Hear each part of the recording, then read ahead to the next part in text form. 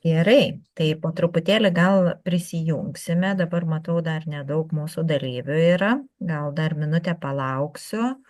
Tai tos moteris, kurios dabar esate prisijungę, gal galit man trumpai pasakyti, kokį santykį turit su Exceliu? Kiek jį pažįstat, kiek dirbat, kiek mokat? Labai trumpai gal.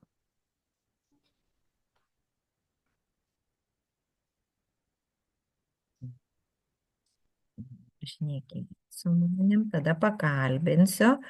Gerai, Birute, gal jūs pasakytumėt, koks jūsų santykis su Exceliu?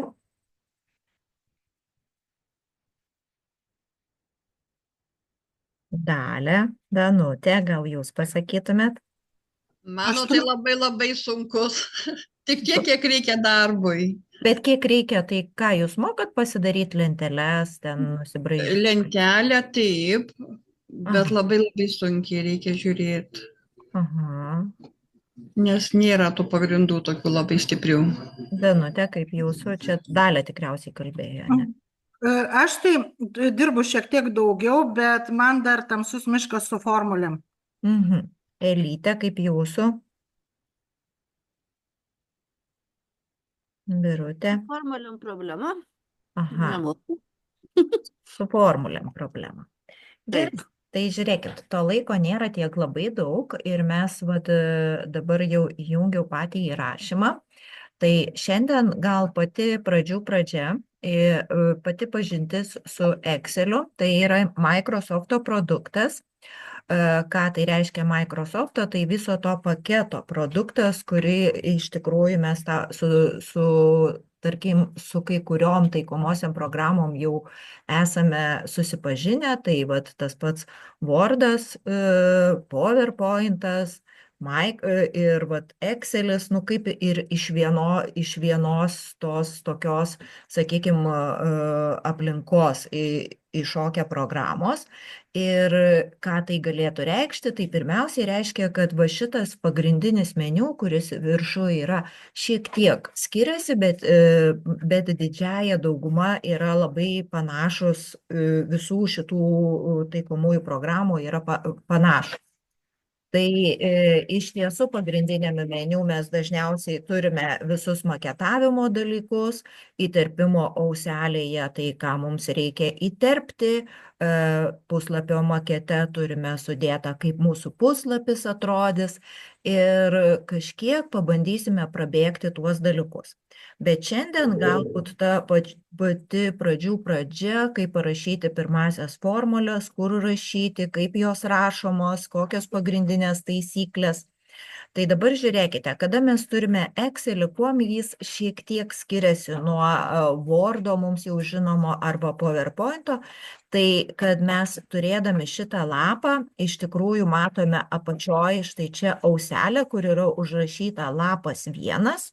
Mes galime paspaudus pliusiuką prisidėti antrą lapą, trečią lapą, ketvirtą lapą ir į tuos lapus iš tikrųjų susidėti viską, ką mes norime. Dabar paprastai, kada mes gauname iš kažkokių tai institucijų Excelinius failiukus, tai tie lapai dar būna užvardinti. Tai tarkim, jeigu aš 2 kartus spragtelsiu su pelyte, mano šitas lapas 1 pajuodavo, aš rašysiu pirmą, pavyzdžiui, pamoka. Ir čia galėsiu susidėti viską, ką mes mokinsimės šiandien dienai per pirmą pamoką. Atsidarius kitą dieną aš galiu parašyti 2 kartus, tarkim, spragtelti ant to lapo, parašyti antrą pamoką. Ir va taip mes iš tikrųjų užsivardinam pačius lapus ir mums yra žymiai lengviau, čia tai panašiai kaip papkutiai, žinot, kai būna tokie šoniai šokę, ne užrašiukai, tai čia va mes turim papkutę su daug pridėtų lapų, kuriuos mes galim persivardinti pagal save ir surasti mums tam tikrus duomenis būtų daug lengviau. Dabar pats lapas Excelio susideda iš toksai panašus. O išsijunkite mikrofoną, susideda iš eilučių ir stulpelių. Pati aplinka panaši kaip šaškių šachmatų lenta. Ir kada mes stovime kažkur tai su pelyte, mes sakome, kad mes stovime šitame langelyje, dar kitaip vadiname šitame narvelyje, o dar anksčiau vadindavo celėmis. Tai šitas kiekvienas langelis turi koordinates. Ir pavyzdžiui, jeigu aš tai čia atsistoju, vat matot, esu E stulpelyje ir 5 eilutėje, tai mano koordinatė šito langelio bus E5. Jeigu kartais kažkur tai nušoka mūsų pelytė ar kažkur tai tas aktyvus langiukas yra ir mes nematom, tai galim pamatyti tą koordinatę štai čia, va matot, kairiai pusėje, aš dabar va su pelytė rodau tiesiog šitoj vietoj. Čia dar kas yra papildomai skirtingai nuo pačio Wordo, tai kad čia šita eilutė yra vadinama formulės eilute ir čia aš galiu rašyti bet ką. Galiu tekstą rašyti, galiu formulę rašyti, ką noriu, tą rašau. Ir tą, ką aš čia rašysiu, mano viskas matosi šitam aktyviam langelį, ant kurio aš stoviu.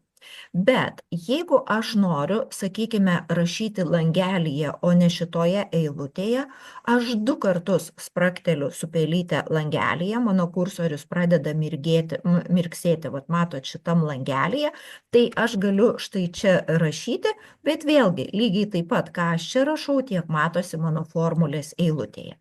Tai va šitaip, žodžiu, yra rašoma. Dabar šiandien mes iš tikrųjų pabandysime pasižiūrėti tokias pagrindinės formulės, kurios mums labai pagelbės darbe. Ir aišku, paskui jau, kada eisime į kitas pamokas, pamatysime, kad tų formulių daugėja ir jos yra visokios. Ir iš tiesų galbūt naudojant formulės yra daug lengviau gyventi. Dabar prieš rašant formulės aš tiesiog noriu parodyti, nežinau, čia stebuklas, nestebuklas, čia visaip sakoma, kad, vat, pavyzdžiui, pasirašiau 1, 2, 3 į langelius. Ir tarkim, turiu sąrašą kažkokį labai didelį 100, sakykime, kokių nors duomenų sąrašą ir man reikia jį sunumeruoti. Aš dabar žiūrėkit, užžymėjau visus tuos 3 langelius, paėmiau už kampo to kvadratuko, pratraukiau į apačią ir man automatiškai Excelis sudėliojo iš eilės tuos skaičiukus. Tai Excelyje yra patogumas tai, kad iš tiesų, kada mes parašome keletą skaičių, nesvarbu, ar jie yra šitai prašomi, ar pavyzdžiui, aš rašysiu 0,1, 0,2, 0,3, žodžiu, visiškai nesvarbu, ar aš kažkaip kitaip rašysiu, matot, jie man automatiškai pagauna sistemą, kaip aš čia tą seką užrašiau ir užžymėjus ten 2 arba 3 skaičiukus, pratraukus į apačią, automatiškai sunumeruoja. Lygiai taip pat, jeigu mes iš tikrųjų parašysime kažkokį tai žodį, ir norėsime dabar va šitą žodį pratraukti į apačią, tai aišku, jisai nukopins tą tik tai žodį labas, labas, labas. Lygiai taip pat, jeigu mes parašysime tik vieną vienetuką ir bandysime vat jį traukti į apačią, tai man tik tais vienetuką perkopijuos. Kodėl taip yra? Todėl, kad reikia keletos skaitmenų, kad jis pagautų, kokia čia seka yra. Bet ta seka visiškai nesvarbu, kokią jūs rašysite. Į minusinę pusę, į pliusinę pusę. Žodžiu, visiškai nesvarbu. Tai gali būti netgi jis pagauna seką, jeigu mes rašysime, pavyzdžiui, sausis, vasaris, kovas, užžymėsime, jis toliau važiuos ir rašys balandis, gegužis ir taip toliau. Tai ta prasme, reikia keletos duomenų, kad pagautumėm seką, užžymėtumėm, pratrauktumėm ir tada iš tikrųjų jau turime, palengvinam savo darbą. Kaip aš sakau, nereikia dirbti sekretorę, kad daug spausdinti. Tai lygiai tas pats yra ir su formulėm. Kada aš parašysiu formulę, jeigu jinai teisinga ir jeigu man tinka, aš pratrauksiu į apačią ir man ta formulė nusikopijuos į visus langelius. Jeigu man keletoje stulpelių reikia skaičiuoti sumą, aš jeigu teisingai paskaičiuosiu sumą, pratrauksiu ir automatiškai man visur suskaičiuos sumą. Bet dabar pabandykime paprastus aritmetinius veiksmus. Na, tarkim, aš dabar čia pasirašysiu keletą skaičių, visiškai nesvarbu kokių, ir į į du stulpelius, susirašau skaičius. Na va, biškį dar praleidau. Ir dabar pabandysiu, štai turiu skaičius, aš dabar tiesiog paprastai pasidarau lentelę, jeigu jūs matot, va, užžymiu paprastą lentelę, o štai šitoj vietoj tiesiog pasižymėsiu geltonai ir šitoj vietoj pabandysiu atlikti paprastus aritmetinius veiksmus. Taigi, tarkim, aš čia norėsiu sudėti du skaičius. Tai palaukit. Taip, norėsiu, užsirašau tik pliusiuką šone, kad žinotumėm, ką mes atliekam ir norėsiu sudėti du skaičius. Nu, realiai matau, kad prie vieno pridėjus 8 turėčiau gauti 9. Bet aišku, jeigu būna dideli skaičiai ir ten dar visokiausių niuansų būna, tai reikia mokėti parašyti formulės. Tai dabar žiūrėkit, kiekviena formulė, jeigu mes norime, kad mums skaičiuotų, mes turime pradėti rašyti nuo lygybės ženklo. Tai reiškia, aš rašau lygų, tiesiog klaviatūrą, parašiau lygų ir dabar atsiminkim, pirmoji taisyklė lygybės ženklas. Antroji taisyklė ne skaičiai, bet koordinatės. Tai reiškia, aš nerašau 1 + 8, bet aš rašau baksteliu, aš dabar va su pelyte stoviu, baksteliu štai čia, man automatiškai parašo A1, nes tas vienetukas mano yra A1 koordinatėje. Tada klaviatūroje parašau plius ir baksteliu štai čia. Ir dabar žiūrėkit, aš turiu A1 + B1, spaudžiu Enter ir man suskaičiuoja, kad čia yra 9. Dabar kodėl turėtumėm rašyti koordinatę, o ne skaičių? Ogi todėl, kad jeigu aš netyčia pamačiau, kad čia padariau klaidą, tarkim, vietoj to vieneto turėjo būti 5, bet ne vienetas, jeigu aš būčiau į formulę įrašius 1 + 8, taip ir pasiliktų tas 9. O dabar aš vienetą keičiu į 5, spaudžiu Enter ir žiūrėkit, automatiškai man parašo, kad mano sudėtis yra 13. Dabar pabandykime atlikti atimties veiksmą. Tai rašau lygų, dabar tokie paprasti veiksmai. Rašau, vėlgi spaudžiu ant koordinatės ant dvejeto, atimti ir spaudžiu ant koordinatės ant 8. Spaudžiu Enter ir gaunu, štai matot, -6. Dabar pabandysiu sudauginti skaičius. Tai bus tada taip, rašau vėlgi, pirmoji taisyklė, rašau lygų, toliau antroji taisyklė koordinatė, dauginta iš kitos koordinatės. Tai vienas skaičius daugintas iš kitos. Spaudžiu Enter, gaunu 6. Atkreipiu jūsų dėmesį, kad daugyba Excel'yje yra ne taškiukas, ne kryžiukas, kaip matematikoje mes esame pratę rašyti, bet žvaigždutė. Dabar, jeigu aš norėsiu parašyti dalybą, tai dalyba mūsų yra, kodėl čia man dabar nerašo, dalyba yra toks pasviras brūkšnys. Tai aš tada rašau vėlgi lygų, dabar 5, 5, nu gerai, tegu būna 5, 5, spaudžiu koordinatę A4, spaudžiu dalybos ženklą, dalybos ženklas, visi ženklai, žiūrėkit, arba skaičių klaviatūroje yra, arba raidžių klaviatūroje galite susirasti. Ir tada spaudžiu koordinatę štai šitą, 5 padalinta iš 5, aišku, gaunam vienetą. Tai vad žiūrėkit, paprasti veiksmai, sudėtis, atimtis, daugyba, dalyba. Dar yra toksai iš tikrųjų veiksmas kaip kėlimas laipsnių. Ir tas kėlimas laipsnių nėra tokio ženklo, kad pavyzdžiui, man dabar reikėtų gal, pavyzdžiui, čia nebe 6 parašysiu, o 2, kad būtų aiškiau. Man, pavyzdžiui, tuos 6 reikia pakelti antruoju. Tai 6 antruoju bus 6 × 6, tai turėtų būti 36. Tai kėlimas laipsnių Excel'yje yra žymimas va tokiu stogeliu, trikampiuku, nežinau, kaip norit, taip vadinkit. Tai dabar žiūrėkit, aš čia vėlgi rašau pirmoji taisyklė lygų, rašau 6, toliau rašau tą stogelį, tai reiškia 6 pakelta ir tada nurodau, kad pakelta antruoju laipsniu. Spaudžiu Enter ir gaunu 36. Na va, taip yra iš tikrųjų atliekami patys paprasčiausi veiksmai.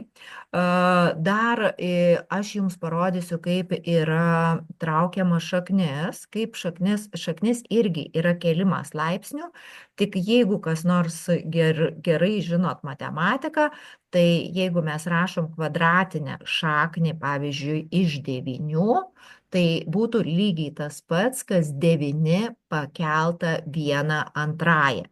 Tai vadinasi, man reikėtų iš tikrųjų pakelti 1 antrąją. Nu, pabandykime.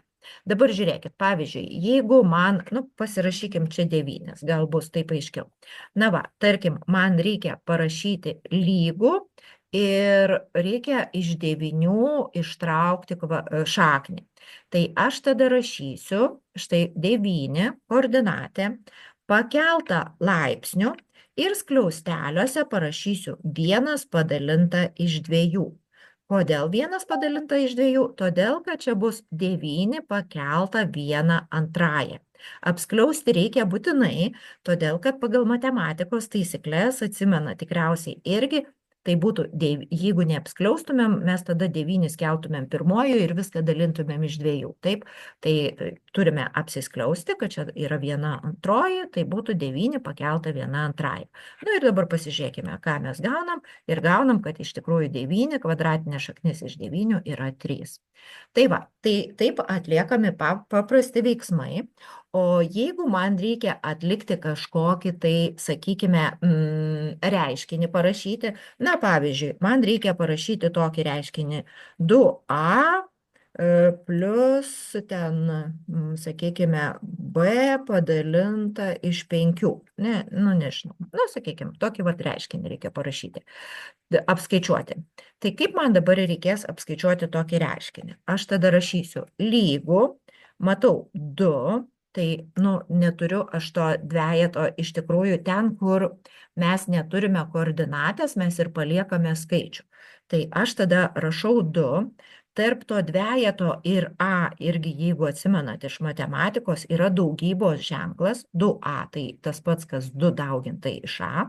Tai reiškia, aš dedu daugybos ženklą, a mano yra va šitam stulpelyje, tai spaudžiu a.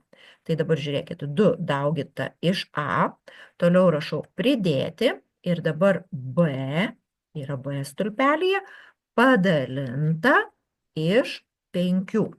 Štai, turiu reiškinį 2a plus tas b padalinta iš 5. Spaudžiu Enter ir štai gaunu 8,4. Štai taip užrašomi reiškiniai. Dabar į ką dar norėčiau atkreipti jūsų dėmesį, mes gavome su kableliu. Kartais būna, kad jeigu mes dalinam kažką iš kažko, gaunasi po kablelio, daug labai skaitmenų, tarkim, kokie 6, 5, 8 ar dar kažkaip. Kaip susitvarkyti su tais kableliais? Žinoma, yra apvalinimo formulės, bet jeigu paprastai žiūrint ir mums, sakykime, nemokam, neatsimenam tų apvalinimo formulių, tai va čia yra tokie 2 mygtukai, tokie su nuliukais, jeigu matot. Tai žiūrėkit, vieną mygtuką, jeigu aš spaudysiu, aš didinsiu skaičiukus po kablelio, kitą mygtuką, jeigu spaudysiu, aš mažinsiu skaičiukus po kablelio ir automatiškai apvalinsiu. Tai, tarkim, jeigu mes kalbam apie pinigus, kur mums reikia, tarkim, įrašyti eurus, tai aš visą laiką rašysiu, paliksiu po kablelio 2 skaičiukus. Taip dažniausiai, tikriausiai buhalteris mums pasakytų. Jeigu aš kalbėsiu, pavyzdžiui, apie žmones, apie knygas, aš negaliu sakyti ten 8,4 knygos arba 8,4 žmogaus. Tai man šitoj vietoj reikia turėti sveikąją dalį.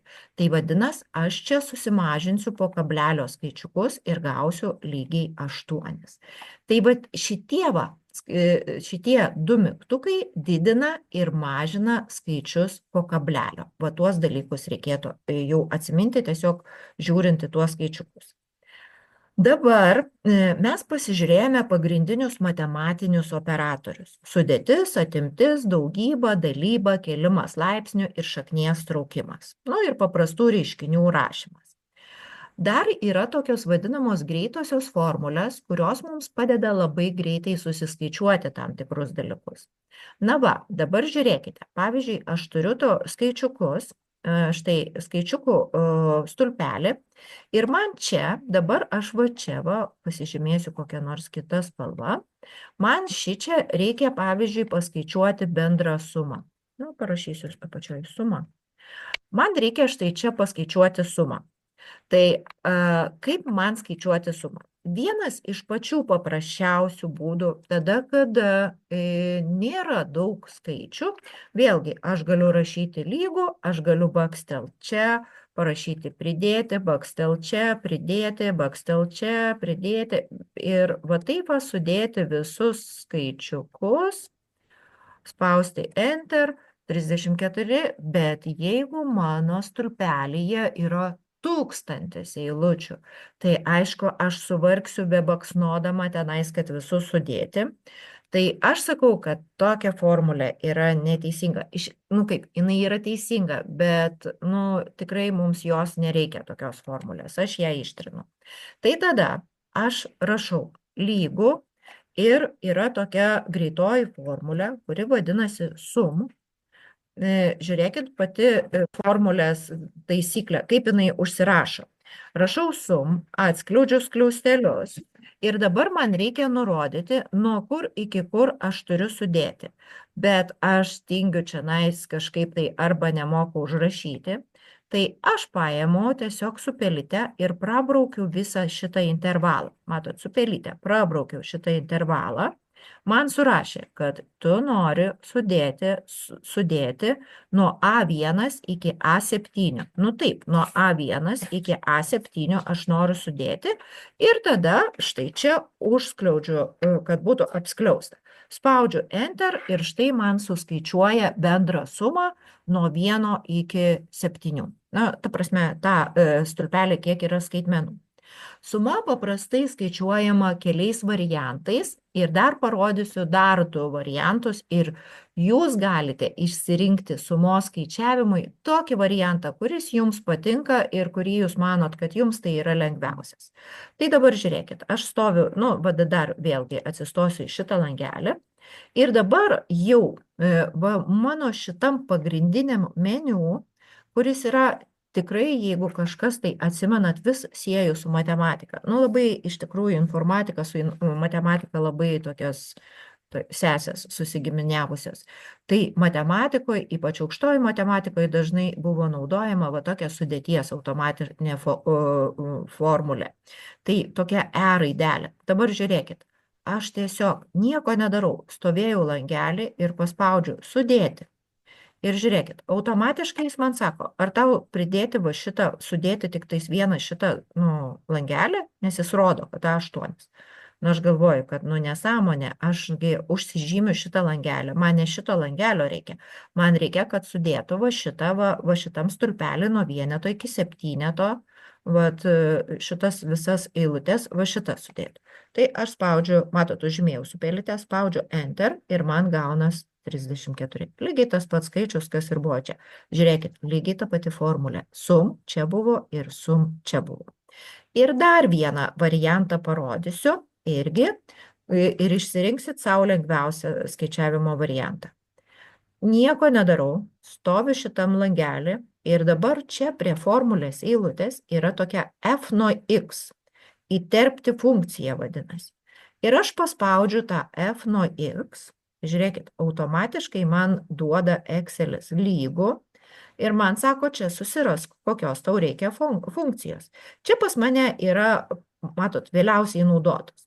Jeigu pas jūs, ir aišku yra suma, jeigu pas jūs kartais nėra, jūs galit pasiimti visas formulės ir susirasti čia, kur yra kažkur tai įdėta suma. Turėčiau kur nors pamatyti. Sum. Ir sakau, gerai, dabar atkreipkite dėmesį. Viena lentelė, kurioje susirandu pačią funkciją, gerai, ir tada manęs klausia, Ar tau tinka, jeigu aš paimsiu nuo A1 iki A10? O mes sudėjom nuo A1 iki A7. Aš galvoju, aš galiu rankiniu būdu tą A10 išsitrinti ir parašyti A7, bet aš tiesiog tingiu rankiniu būdu, pirštą susilaužus gal, tai tiesiog paimu, vėl prabraukiu čionais ir žiūrėkit, automatiškai vėl atsiranda A1, A7. Sakau, gerai, ir štai suskaičiuoju kitų būdų. Tai dabar žiūrėkit, 3 būdai. Vienas būdas, užrašiau štai čia, tiesiog rankiniu būdu užrašiau sum ir matot tą formulę. Antras būdas, pakviečiau va šitą sumos formulę ir lygiai tą patį sum. Ir trečias būdas, pasikviečiau f nuo x įterpti funkciją ir irgi lygiai taip pat tą patį formulę. Tai iš esmės, kaip jūs bedarytumėt iš tų 3 variantų, kuris jums atrodo lengviausias, tą ir pasirinkit. Suskaičiuos vis tiek lygiai taip pat ir lygiai taip pat teisingai. Tik atkreipkite dėmesį, kad čia skliausteliuose, kada mes nurodom nuo kiek iki kiek, tarp šitų koordinačių yra 2 taškis. Pirmoji taisyklė, pradedam rašyti nuo lygybės ženklo, visur rašom koordinates, neskaičiukus. Ir dar trečioji taisyklė, kada mes rašome formulės, mes tarpų nepaliekame. Kaip aš visą laiką sakau, visos šitos raidelės, visi skaičiukai, jie myli vienas kitą labai labai ir jie yra susiglaudę visi. Tai čia negali būti jokių tarpų, jie tiesiog įsimylėja vienas kitą. Tai va, dabar gali būti dar klausimas, ar yra skirtumas, ar aš rašau didžiosiomis raidėmis ar mažosiomis. Nėra jokio skirtumo. Jūs galit mažosiom rašyti raidėm, galit didžiosiom rašyti raidėm. Jeigu spausit kažkokias funkcijas, jums automatiškai rašys didžiosiom raidėm. Jeigu jūs ranka rašysit, galbūt jums rašys mažosiom raidėm, jūs galėsit rašyti mažosiom raidėm. Tai žodžiu, čia nėra jokio skirtumo. Tai dabar žiūrėkite, mes paskaičiavome sumą. Dabar aš norėčiau pasiskaičiuoti šitoje eilutėje vidurkį. Vidurkis kas yra? Visų skaičių suma padalinta iš tų skaičių, kiek jų iš viso yra. Galėčiau matematiškai vėlgi sudėti visus, susiskaičiuoju, kad čia yra 7 skaičiai, sudedu, apskliaudžiu, padalinu iš 7 ir gaunu vidurkį. Bet kadangi iš tikrųjų mes jau susitarėm, kad ne skaičiai, o koordinatės ir dar dėl ko koordinatės jau rodžiau sumą, kai mes keitėm ir vat lygiai tas pats vyksta va čia, va, kada mes sumą skaičiavom, jeigu pavyzdžiui aš kažkur tai va dabar sugalvosiu, va čia va pakeisiu, pavyzdžiui, parašysiu skaičių 10, pasižiūrėkit, paspausiu enter, ar keičiasi ar nesikeičia mūsų. Matot, automatiškai visur pasikeitė, ne? Tai vadinas, jeigu būtų skaičius įrašytas, nepasikeistų, tada visas formulės reikėtų taisyti. Tai dabar skaičiuojam vidurkį. Vidurkis yra, aš dabar rankiniu būdu rašysiu, lygų ir jeigu kas mokat gerai anglų kalbą ir klausčiau, tai kaip yra vidurkis angliškai, tai angliškai vidurkis yra average. Tai aš rašau, rašosi average, kartais ir mokiniai man sako average ir lygiai taip pat kaip suma average, atskliaudžiam skliaustelį, prabraukiam intervalą, užskliaudžiam skliaustelį ir spaudžiu enter ir man suskaičiuoja, kad šito stulpelio vidurkis yra 4. Tai vidurkį mes galime susiskaičiuoti būtent parašę funkciją average. Lygiai taip pat tą average mes galime pasikviesti su f nuo x. Irgi susirasti, kur yra average. Prabėgau, average, gerai. Sako, ar tau šitas gerai? Negerai, aš prabraukiu, patikslinu dar kartelį, sakau gerai ir average susiskaičiuoju per f nuo x. Dar viena funkcija, kurią aš noriu, kad jūs žinotumėt, tai yra mažiausios reikšmės suradimas. Mažiausios reikšmės suradimas galbūt nėra aktualus, kada mes turime labai mažai skaičiukų, mes iškart matome, kuri čia mažiausia reikšmė, bet jeigu mes turime irgi tūkstančio eilučių stulpelį ir kartais gal mums reikia mažiausią sumą surasti, kas mažiausiai kainuoja ar dar kažką, tai vėlgi aš čia galiu rašyti tuomet f nuo x, jau dabar f nuo x, Ir mažiausia reikšmė, tai iš anglų kalbos išvertus būtų min.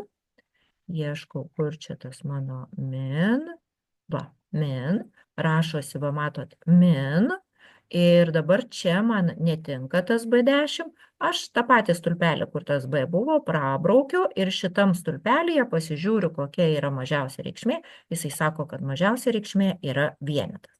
Ir dar viena greitoji formulė, tai yra max. Tai būtų didžiausia reikšmė. Kokiagi didžiausia reikšmė būtų mano, sakykime, galim dabar pasirinkti pirmą stulpelį, tai vėlgi f nuo x ir čia susirandu max. Tuoj susirasiu, prabėgau tikriausiai, va, max. Gerai, rašosi max. Netinka man šitas intervalas, aš noriu susirasti iš pirmo intervalo ir sakau enter ir štai man suranda didžiausią reikšmę. Tai dabar žiūrėkit, šiandien tada mes pakartojom arba išmokom paprastus elementarius matematinius veiksmus, tai yra su matematiniais operatoriais sudėtim, atimtim, daugybą, dalybą ir kelimu laipsnių, taip pat su greitosiom formulėm sumos, vidurkio, minimumo ir maksimumo. Tai gal šiandien tiek, nepamirškite tų dviejų mygtukų, kada mes didinam arba mažinam skaičius po kablelio, jeigu mums reikia, nepamirškite savo pagalbos, jeigu man reikia iš tikrųjų suskaičiuoti, prašyti labai daug skaičiukų, tai kad tiesiog negaiščiau laiko, aš tiesiog pasirašau 2-3 skaičiukus, kad pagautų iš tikrųjų sistemą pats Excelis ir tuomet prabraukiu ir man surašo visus skaičiukus. Tai va, tai gal tiek.